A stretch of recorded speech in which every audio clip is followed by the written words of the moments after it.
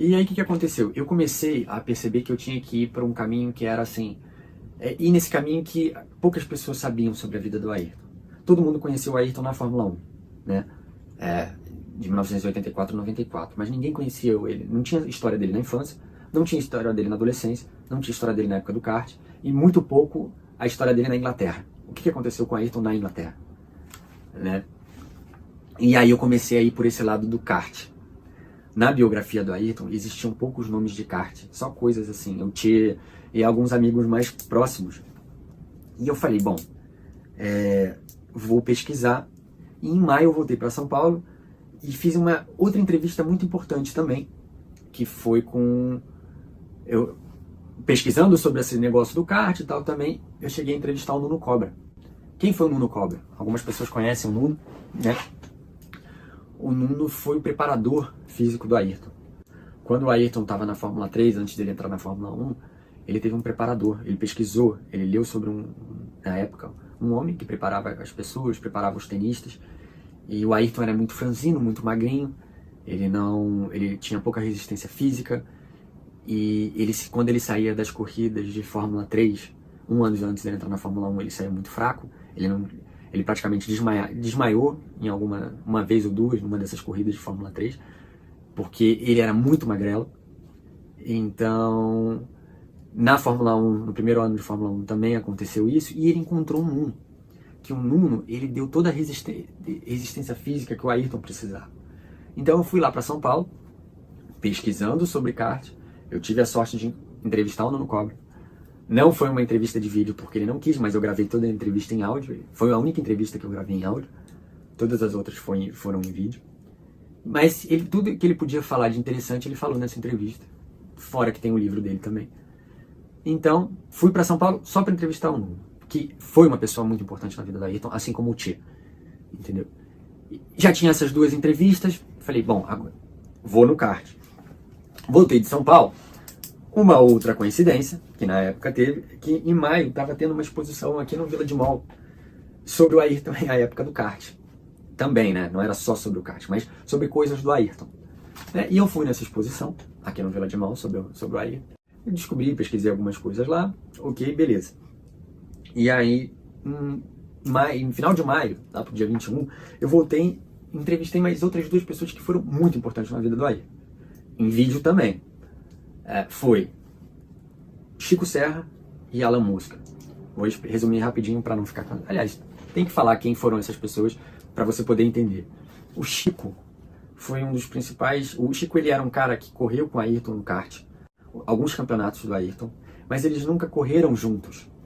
Só que o Chico sempre teve muito ciúme do Ayrton, porque o Chico era o cara que ganhava de todo mundo, e o Ayrton, que vinha numa categoria abaixo, estava ganhando de todo mundo mais que ele, batendo todos os recordes, inclusive o dele. E eles ficaram com muitos ciúmes um do outro, entendeu? Era uma coisa velada, assim. E o Chico, eles correram uma vez juntos, de kart competiram uma vez, e o Ayrton ganhou dele, que foi numa festa que o Tchê deu, uma comemoração, porque o Chico ia para a Inglaterra e correr nas categorias, em outras categorias, e o Ayrton ganhou dele. Beleza. E o Chico foi muito importante para o Ayrton porque ele foi o cara que abriu as portas para o Ayrton na Inglaterra, para o Ayrton poder correr. Ele foi que falou com o Ralph, assim, né? Quem é o Ralph? O Ralph era um cara que recebia os outros pilotos, enfim, isso aí já são histórias do Ayrton, né? Para resumir, ele foi o cara que falou com um cara na Inglaterra, com o chefe dele que corria lá, porque o Chico nessa categoria ganhou tudo, e aí o chefe dele falou para ele, olha, quem é que eu vou te colocar no teu lugar? Aí o Chico falou, pô, tem um brasileiro muito bom, que anda de kart. Aí ele falou, não, mas aqui a gente não anda mais de kart, aqui já é outro tipo de carro. Ele falou, não, chama o garoto que o garoto é bom. E foi o Chico que ajudou muito o Ayrton, levando o Ayrton para a Inglaterra. E isso mostra como o Chico Serra foi importante na vida do Ayrton. Tem muito mais história, lógico que eu estou resumindo. E a outra pessoa que eu entrevistei foi o Alan Mosca. Quem foi o Alan Mosca? Alan Mosca foi filho do Cid Mosca. Quem é Cid Mosca? Vou resumir também. O Cid foi o cara que criou 99% dos capacetes, os designs dos capacetes de pilotos de Fórmula 1. Nelson Piquet, se não me engano, Rubinho Barrichello também. Do próprio Ayrton. Tem a história de como o capacete verde e amarelo foi criado. Resumindo a história, o Cid ele morreu, se eu não me engano, não vou lembrar agora a data, mas não sei se foi 2009, 2010, entre 2009 e 2012 ele já tinha falecido já. Então o Alan Mosca é o filho dele, que continua até hoje fazendo todo o capacete verde e amarelo que você vê do Ayrton, foi graças a esse rapaz chamado Cid Mosca, e a família, o filho dele, que é a Alan, e a filha dele, que é a Estela, que continuam fazendo isso em São Paulo até hoje. Então, eu comecei a entrevistar algumas pessoas que tinham uma certa relevância na vida, uma relevância muito forte. Foi o Tchê, foi a Valderez, foi o Chico Serra, que abriu as portas para ir para a Inglaterra, foi o Alan Mosca, que foi o filho do cara que criou o capacete do Ayrton. Depois, se você quiser, até conta essa história, como é que foi, mas vou tentar resumir para não ficar muito cansativo para você. E aí, quando eu entrevistei o Chico Serra, eu saí da entrevista e falei, opa, o negócio tá ficando muito sério, eu preciso ir lá no Instituto Ayrton Senna pedir autorização para continuar fazendo esse trabalho, senão vou ser processado. E eu, como sou muito pé no chão, vou lá. Aí, eu lembro que eu liguei para um instituto e falei com uma pessoa chamada Mauro Rato, na época que trabalhava no instituto, não trabalha mais, e ele me passou para o Marco Crespo. Esse sim, tem uma história com ele muito legal, do Instituto Ayrton Senna. Ele trabalhava no instituto nessa época. E a gente marcou uma reunião. A nossa reunião foi marcada para junho.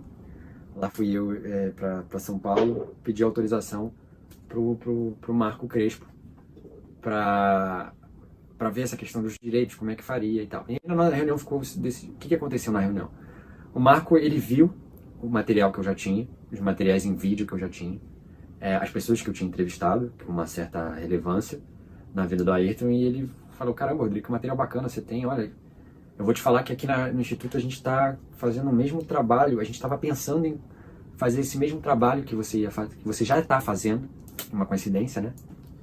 E eu queria te apresentar para a Júlia do Memorial, para ver se eu te coloco, ela é gerente do Memorial, é a Júlia Lali, e se você entra em contato direto com ela, porque ela trabalha diretamente com a dona Neide Senna, que é a mãe do Ayrton, e eles que cuidam dessa parte do Memorial, e vou tentar te colocar com ela, porque elas iam começar a fazer esse trabalho, porque a dona Neide Senna vai escrever um livro sobre o Ayrton, e você já tem muito material que ela provavelmente vai precisar. Então, a sua hora foi muito boa. E o que acontece? Já existe uma produtora, já existe na verdade, duas produtoras que têm o direito do Ayrton. Uma é a Aventura Entretenimento, lá no Rio de Janeiro, que vai fazer um musical sobre Ayrton. E o outro são os irmãos Gulani, que eu posso tentar te colocar em contato com o Caio Gulani, para ver se ele te recebe, para você já ir trocando umas figurinhas com ele, porque com certeza, pelo material que você já está fazendo, você é a pessoa que já está na frente de qualquer ator que for querer interpretar o Ayrton. E aí, eu aproveitei que estava em São Paulo e perguntei para o Marco, mas Marco, quando é que eu vou ter essa reunião com a Júlia? Ela, Rodrigo, ó, por agora nada, mas não sei. Eu falei, eu posso continuar fazendo esse trabalho? Aí ele, olha, poder não pode, mas o que você já tem de material te dá crédito para você continuar. Mas eu não te falei nada e nem tô falando para você fazer. Eu falei, tá bom, já entendi. E aí vou continuar fazendo essas entrevistas para quando eu chegar e for falar, se eu falar algum dia com a dona Neide, a mãe do Ayrton, eu já tenho material o suficiente, material decente para mostrar para ela. Voltei para o Rio, minha reunião com ele foi muito boa, ele foi super gentil, super generoso. Eu lembro que eu voltei para o Rio e aí minha cabeça ficou a mil, caramba, eu preciso fazer mais entrevistas, eu preciso falar sobre o Ayrton da época do kart e eu preciso saber o que é essa Gulani, quem são os Gulanis, como é que é essa empresa. Preciso pesquisar sobre essas três coisas. E aí eu comecei. A primeira coisa que eu fiz foi eu estava fazendo a produção do Yvon Cury e eu lembro que nos ensaios que não tinha nada para eu fazer, entre aspas, eu resolvi assistir todos os filmes da Gulani. Todos que eles tinham produzido. Eu assisti todos os filmes. Né? Se não me engano, eram mais de... Deixa eu ver aqui, eu tinha até deixado separado aqui. Olha, eu vi em um mês de ensaio, foram 1, 2, 3, 4, 5, 6, 7, 8, 9, 10, 11, 12, 13, 14, 15, 16, 17, 18, 19, 20, 21, 22, 23, 24, 25, 26 filmes da Gulani. E isso assim, né, os filmes até 2014. A gente já estava em 2015, então acho que teve até que A Sorte Nos Separe também. Ai, é muito filme. Peço até desculpas, o filme da Regina Casé agora, o que ela fez, esqueci agora o filme também, cara. Mil perdões, mas é muito filme. E aí eu vi, né? Bicho de Sete Cabeças, Benjamin, Carandiru, entendeu? Meu País, As Melhores Coisas do Mundo, Uma História de Amor em Fúria, Todos os filmes da Gulani eu assisti. Todos. Todos os filmes. Nessa época do ensaio do Ivan Cury, eu vi todos. Lembro de eu estar no Centro Cultural Correios, sentado, com o iPad, e assistindo todos os filmes da Gulani. E me preparei para um dia falar com o Caio Gulani ou com o Fabiano. E aí tá, isso foi a primeira coisa que eu fiz. Beleza. Segunda coisa, nesse período também, que eu estava fazendo a produção do Ivan Cury, eu decidi voltar a São Paulo e fazer mais umas entrevistas. Entrevistei duas pessoas também. Eu não vou falar aqui todas as pessoas que eu entrevistei, porque foram mais de 100. Mas eu vou te falar, eu estou dando só esses detalhes desse começo, justamente para você poder entender como é que esse começo foi difícil fazendo. Até hoje está sendo difícil, mas esses detalhes são importantes para você poder entender. E aí eu decidi voltar para São Paulo e fazer mais duas entrevistas com quem? Uma foi com a única esposa que o Ayrton teve, que foi uma moça chamada Lilian Vasconcelos. O Ayrton casou com ela porque ele foi morar na Inglaterra. A mãe dele não queria que ele fosse sozinho, no sentido de que para ele era bom se ele fosse casado. E ele casou com a Lilian. Ele casou com a Lilian e foi embora, casado, para a Inglaterra. E os dois ficaram o primeiro ano de 1981 todinho aqui ficaram 1981 sozinhos, casados na Inglaterra. Mas isso é uma história boa aí. Entrevistei a Lilian, né? E também entrevistei o Alfredo, que foi um dos melhores, se não o melhor, um dos melhores, um dos amigos mais leais que o Ayrton teve, desde a infância até a adolescência, até quando ele morreu. Alfredo Popesco é o nome dele. Que foram duas pessoas muito importantes.